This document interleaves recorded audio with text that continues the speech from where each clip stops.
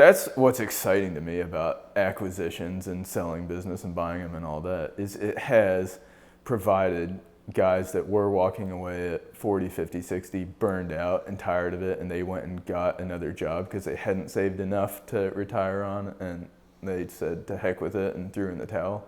And now some of those guys are getting a meaningful sum of money that they can live on for 10, 20 years if they invest it right and don't blow it all on a new boat the day they sell their house.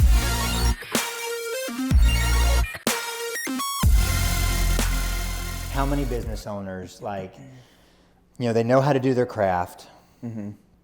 They have learned how to hire the people to do the craft, to teach it. Yeah. So they know how to do it, they know how to teach it. Yeah. They've hired a basic help to do the things in the business. Yeah. They know how to kind of interact, but somewhere in that 10 to 20 range on a team, they kind of get stuck. Yeah. So what do you see out there with business owners in the process of growing to where they kind of bump their head against a ceiling?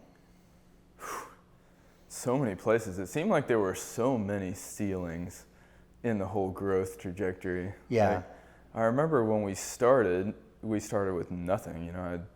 I came down here with $12 in my pocket, and I slept on my brother and his wife's living room floor. So $100 a day seemed like a crazy ceiling.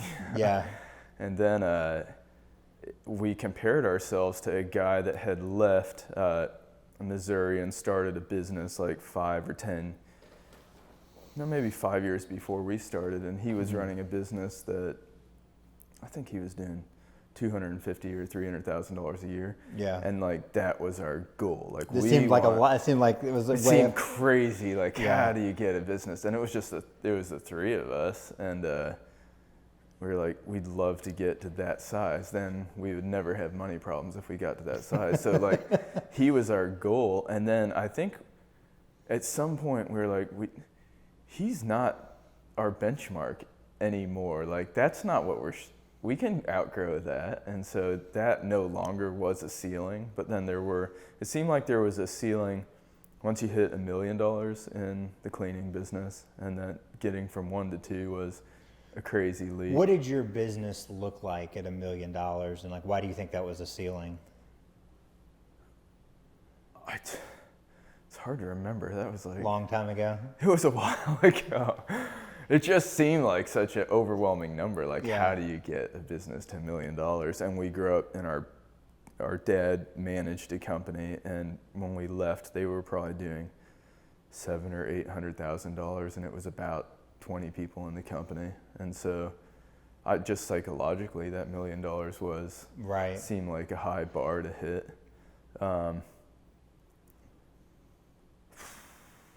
Wow.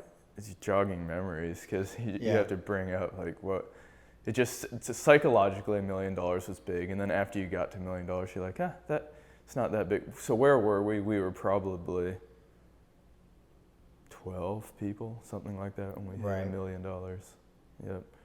And then there were family members or friends at that. It was my sister-in-law's cousins. They were running a $5 million painting company up in Atlanta, and we were like, that's mind blowing. Like, how does a company do $5 million? Like, what gets us from $1 million to $5 million? And then at some point we hit $5 million, and you're like, okay, like that's. But I think all along there are different ceilings, and maybe in the small business community, where service world, cleaning, painting, where it's one guy who has the talent, probably about the time he hits 10 or 12 people, you kind of reach a ceiling, and there's just too much for one brain to keep up with, like too many moving pieces. Why do you think that is, that they hit that ceiling there? What do you think causes that? Just the transition of 1 million to 2 million or 2 million to 5 million, like the company looks completely different. Yeah. When you're $500,000 to $1 million in revenue, you can keep your mind around 10 to 15 people where you kind of cap out. You can write the estimates, manage the people that are doing the jobs, have someone in the office who's helping invoice, kind of keep your head around everything. I think after you hit $1 million, it's too much to keep in one person's brain. And so now you need maybe middle management or tiers of management. You need help. You need help in different because each chapter, now marketing doesn't take 2 hours, it takes someone 10 to 20 hours maybe. Right. Accounts receivable doesn't take 10 hours, it takes 40 hours for someone. So it's just now all of a sudden you're starting to tier your management, and that's a different mindset. You know, managing managers is a different mindset than managing people. Yeah. So I think that, and then we had this pastor, Flint McLaughlin, got to give him some credit, but he was helpful. A lot of good mentors, and having good mentors is very important to growing a business. People that have kind of been there and done it, and they can walk you through different steps.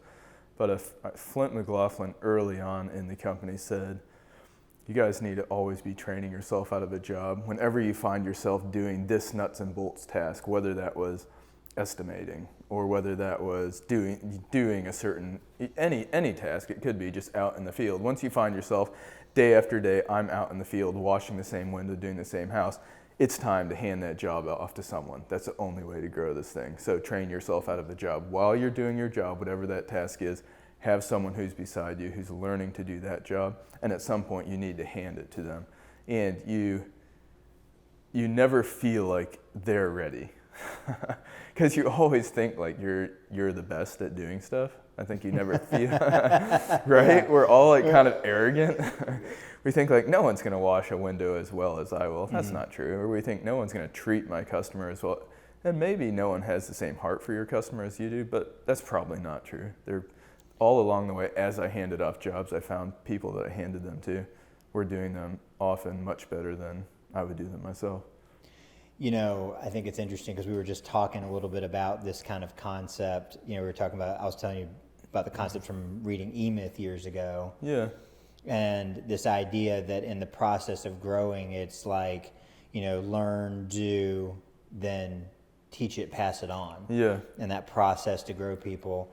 You know, my experience around business owners, and you've grown a very successful business, and you certainly spend time around a lot of people that are in the trenches of doing this. But, you know, my experience around business owners is there's really one underlying thing that stops them at that size, is it becomes bigger than something that they can have total control over at all times. Yeah, that's very true. And it's, you know, it's like it's like you just said, well, nobody does it as good as I can, but that's the very entrepreneurial spirit. Like if you don't have that belief in you, like, you're not going to get a business off the ground. Right. You have to have it in the beginning, but what got you off the ground in the beginning eventually becomes your glass ceiling, right? Yeah. Yeah, and there's also this transition in your mind where I like physically working. I like washing a window. I like pressure washing. You like doing that stuff. And now it's like you've got 10 people out there doing it, and you're taking care of all the problems that 10 people create. Yeah. And so you're not doing what you like. Now you're taking care of problems, or now you're estimating all day, or you're sitting in front of a computer typing these estimates in, and you're like, I don't like this. Like, I don't like what I'm doing anymore. I'm sitting in front of a computer. I have a computer job that I always said I would never have. So that like kind of mental transition to go from you're working in the field and you enjoy getting your hands dirty, and now you can't work in the field anymore because just the demands of the business are so different. And so that, I think that mental processing and transition is tough too. Yeah, I think so. You know, in services businesses, and I grew up around very hands-on stuff too. So much of the pride and the satisfaction is in doing the thing. I think so. You know, and how many percent? I mean, it's got to be, you know, 98% of people in service businesses start them by doing the trade. Yes. You know, if they're a tradesperson first, a business owner second. Right. What I think is interesting is I've been exposed to a few people that were the opposite. Yeah. Right. I know we talk about home inspection. I know this lady in the home inspection world who has no idea how to do a home inspection, never done one in her whole life, but she started as a business. Interesting. She's a business person. She started a home inspection, which of course, she grew it to several $1 million in very, very short order because she wasn't chained encumbered by all these preconceived things about, well, nobody can do a That's home inspection like me. I can't trust someone to do this, and all these mental hurdles that people have to get over. So when you talk to people, what's that mindset when you're talking to a business owner? Like, is there like kind of like a single big thing you see over and over again that's kind of standing in their way? Or is it just varied across the board?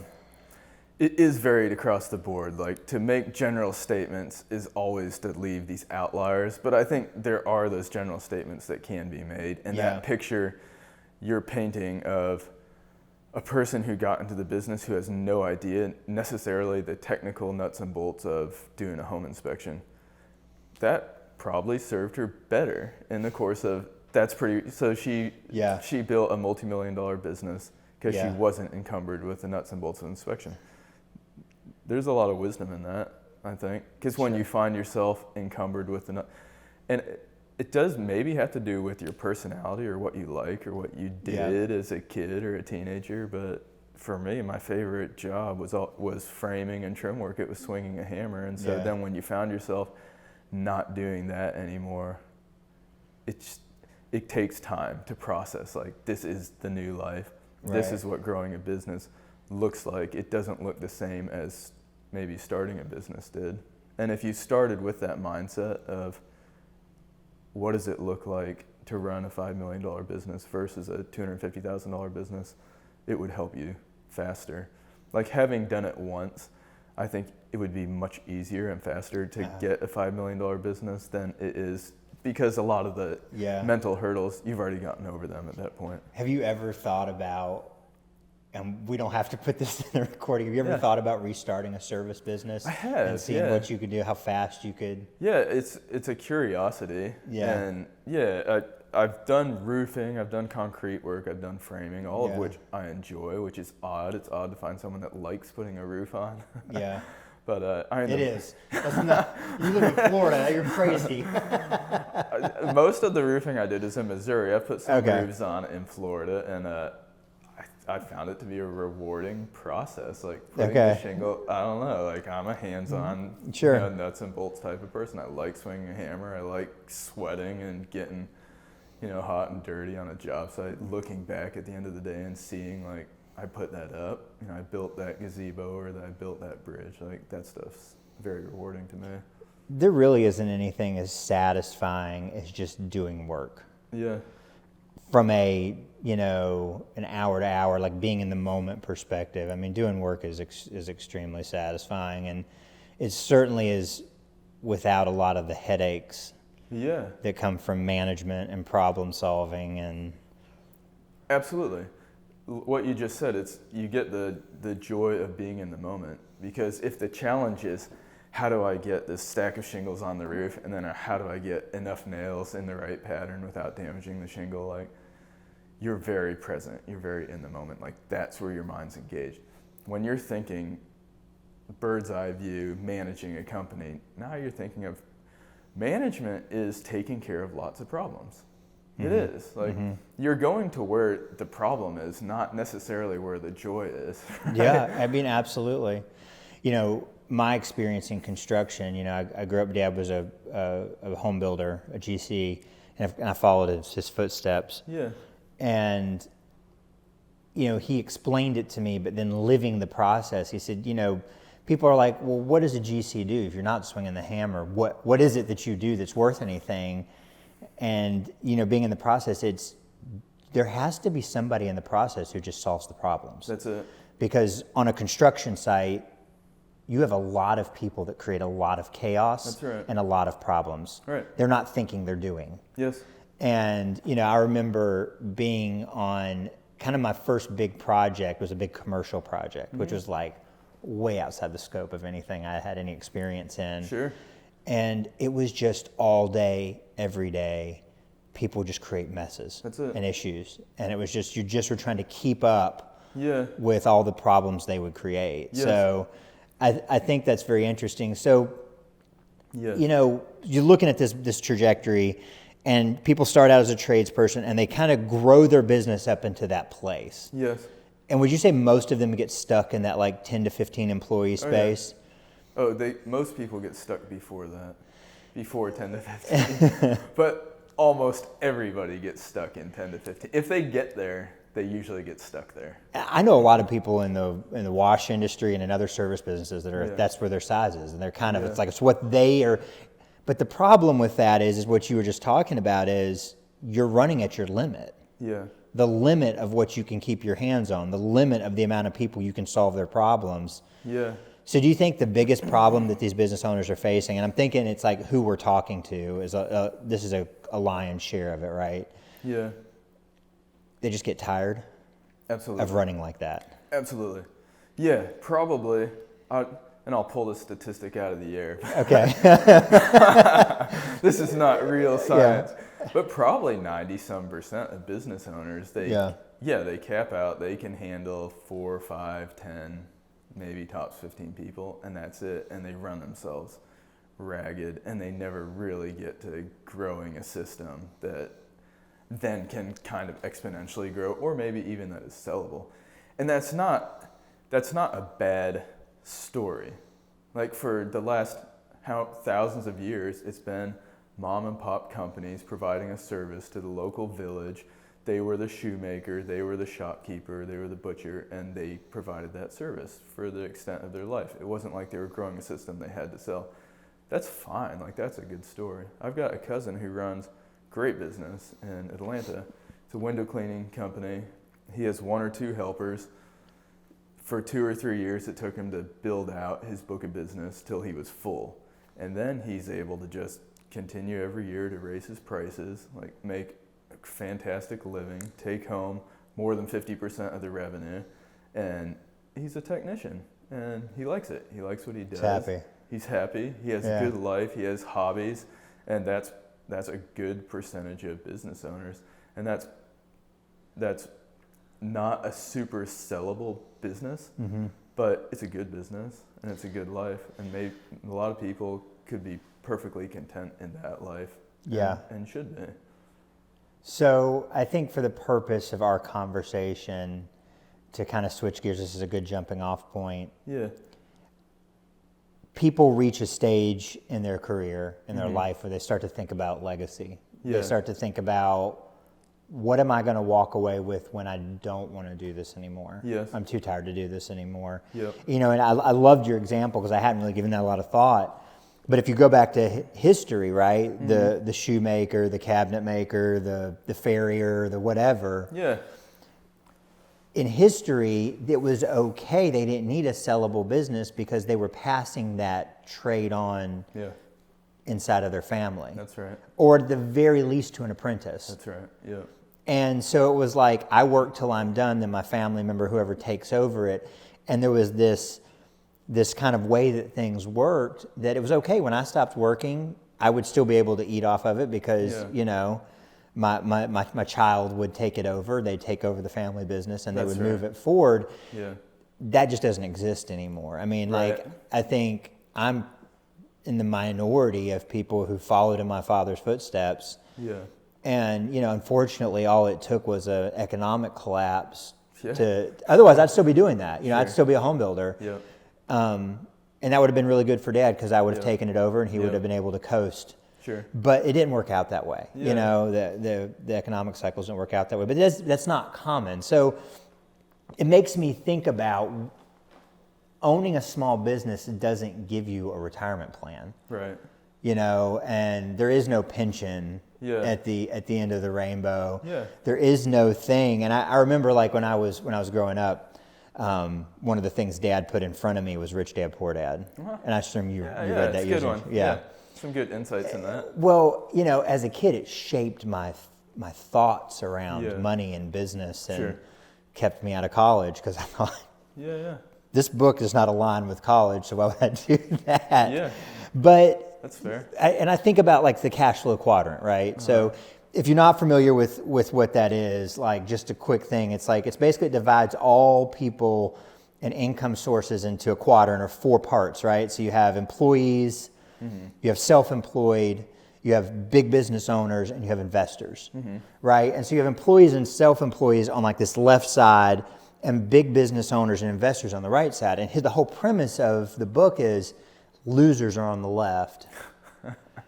And if you want to win the financial game, you have to be on the right. Yeah. And it also was explained to me. So I'm growing up watching my dad and thinking my dad's a business owner. My dad was a business owner, but it's self-employed. Yeah. You know, his construction business, it didn't, you know, Kiyosaki defines a business owner in this context as someone who has 500 or more employees, who, you know, is beyond medium cap, right? 500 or more. Yeah, that's how he Large defines company. it. It's a system. Yeah. You own a system of people, or you own passive investments. Yeah.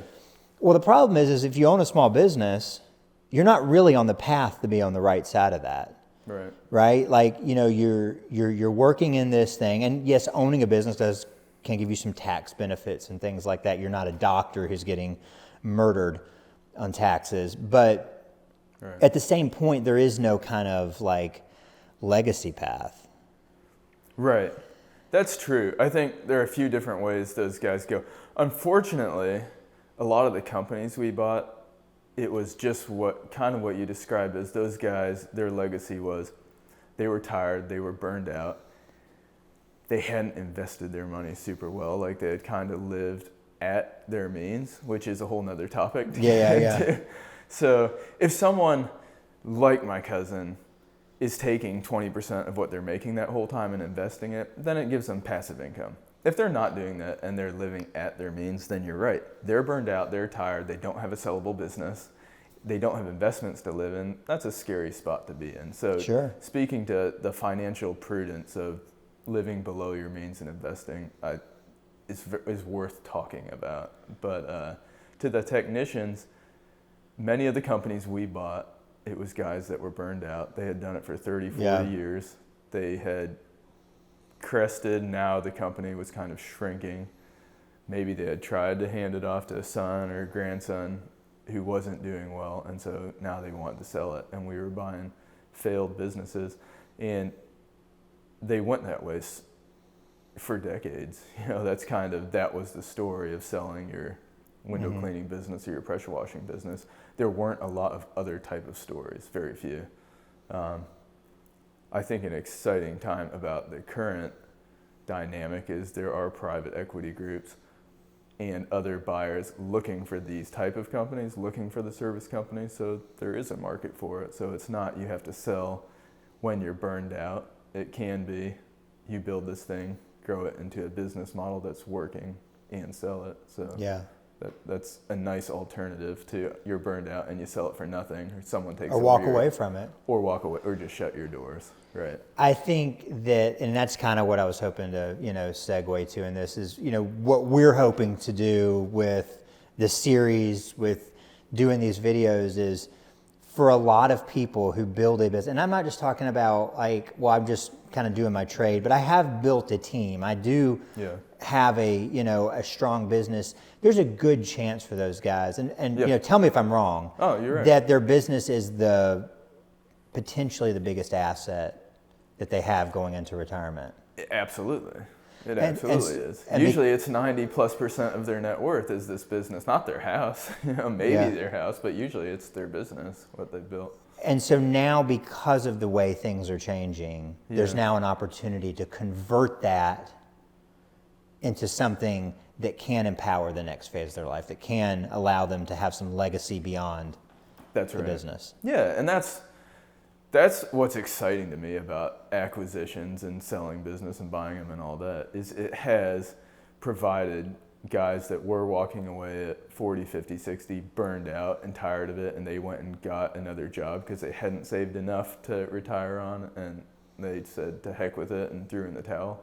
And now some of those guys are getting a meaningful sum of money that they can live on for 10, 20 years. If they invest it right and don't blow it all on a new boat the day they sell their company. So that's cool about the current market dynamic and people being interested in buying their businesses. Sure. So I think that's kind of the thing. Tony and I are going to do several of these episodes. We're going to have a season of this show of what we're doing here, and we're going to talk a little bit about all the topics. from, you know, what does it look like to go through the process? You know, is my business at a sellable place? How do I know what that is? How do I make it more attractive? Yeah. You know, and how do I meet a buyer? And all these different pieces in this puzzle. And so I think it's important, you know, whether you're like, you know, I do want to sell my business in the next 1 to 3 years. Yeah. Of course, this kind of stuff is definitely for you. But even if you're earlier in your journey, you know, I think who said the quote, begin with the end in mind? Is that a Napoleon Hill quote, I think? It sounds like a 7 Habits of Highly Effective People, the Steve Covey guy, where he's like, before you cut the path through the jungle, like climb the tallest tree and see where it is you're going so you can cut the most direct path. Yeah. But I'm sure a lot of smart people have said something similar. Sure. There's going to come a day in your business when you're ready to move on. Yeah. When you're ready to do something different. And so if you think about your business as, I want to have a sellable asset at the end of this, I want to have something you can learn from this conversation, I think. I think so, yeah. And back to the village thing, retirement is kind of a modern concept, right? That you're going to get to 60 or 70 and then you're going to go float off into the sunset. You're going to fish all you want, golf all you want. That wasn't an option. For thousands of years, they worked. The cobbler, he did train his apprentice and his son, and maybe for his last couple years where he couldn't make a shoe like his son was. But often these guys were going out with their boots on, right? Yeah. Which is more my mindset. Like, I think I'll always work. I don't plan on stopping and going to golf. But some people, that is their dream and their vision. They do want it. Yeah. They do want to go take a trip and enjoy life. And when we sold the company, we did that. We went and lived in an RV for 5 months. So I think there are wonderful things you can do. You don't have to swing a hammer for the next 80 years. But to the point, retirement's a modern luxury that some people get to have, and I'm not convinced there's a pot of gold at the end of the retirement rainbow. Like, you get 70 and suddenly life is just glamorous and wonderful. Like, living along the way is important. But all that to say, getting off the merry-go-round or the gerbil wheel of selling a company is an option. Yeah. You know, it's an option to maybe go into the next chapter, whether that's retirement to you or whether there's another career you always were interested in or thought sounded fun, or, you know, whatever the next kind of, you know, chapter might be for you. You know, you bring that up. I think if I'm talking from my perspective, I'm with you. Like, I cannot imagine when I look at people who have retired and I look at people who continue to have purpose. Yeah. People that have purpose are much happier and healthier many more years. Very much so, yeah. But beyond that, I really like the idea as a business owner that I'm working towards being able to do something different too. Yeah. The idea of doing one thing for the rest of my life, and I know I'm not that old, but seems confining. It seems like I don't want to be boxed in. Don't box me in. Yeah. So I think just from the perspective of saying, you know, maybe 10 years, 15 years down the road, I want to build something and then, you know, pass it on, because maybe my passion isn't in it anymore like it was to start off with. Yeah. And then I can do the next thing. And I think if you look at people that make really successful exits out of companies, that's often what it is. It's like they make the exit, they get a reward, but then it's like, okay, now they can direct that next passion, because we change, right? Yeah. And after, maybe once you build your business, you're like, you know, I really would like to go over here and focus my attention. Yeah. And, you know, not that this is all about riding off in the retirement. Sunset. Yeah, the sunset of retirement. Yeah. But it is about realizing that the smart business owner, if you want to be prudent and smart, everything you do should be working towards building an asset. Yeah. You know, if there's something beyond just trading your time. Yeah. Even if you get to where that equation is really, really in your favor, smart money builds an asset, right? Yeah. So I think if nothing else, then there's that. You know, having an exit strategy is smart. I mean, what happens, you know, when the tides shift and it just makes sense to do something different? Yeah. Yeah. I think that's good. I think, like you kind of already said, starting with the end in mind and starting with if you grow a machine business that produces money and doesn't need you and you can walk away, that's great. Like that's one option, and some people would like to do that. They can walk away and it still kicks them out a check every year. Like that, you've built a really successful business at that point if you can walk away and not touch it. Yeah. Selling it is another option. So there are multiple options of how to exit a chapter. But I would say either if you were going to sell a company or you weren't going to sell a company, either way, it's nice to build in enough system and process so the thing can run without you if you do want to step away. And if you do that, then you get either benefit. You get the benefit of I step away and try something else and it still runs. I can still engage in it when I want to and disengage when I want to. Or I've really built a sellable asset. So I think regardless of what your exit strategy is in that, you're still building the same basic structure. Yeah. If that makes sense. Yeah, absolutely. The business you want to own and the business that someone wants to buy are the same thing. Yeah, that's the point of that. Exactly. Awesome. Well, I think we'll wrap this episode up here. Cool. And we'll be back, and hope that you stay tuned with us, and we look forward to hearing your questions.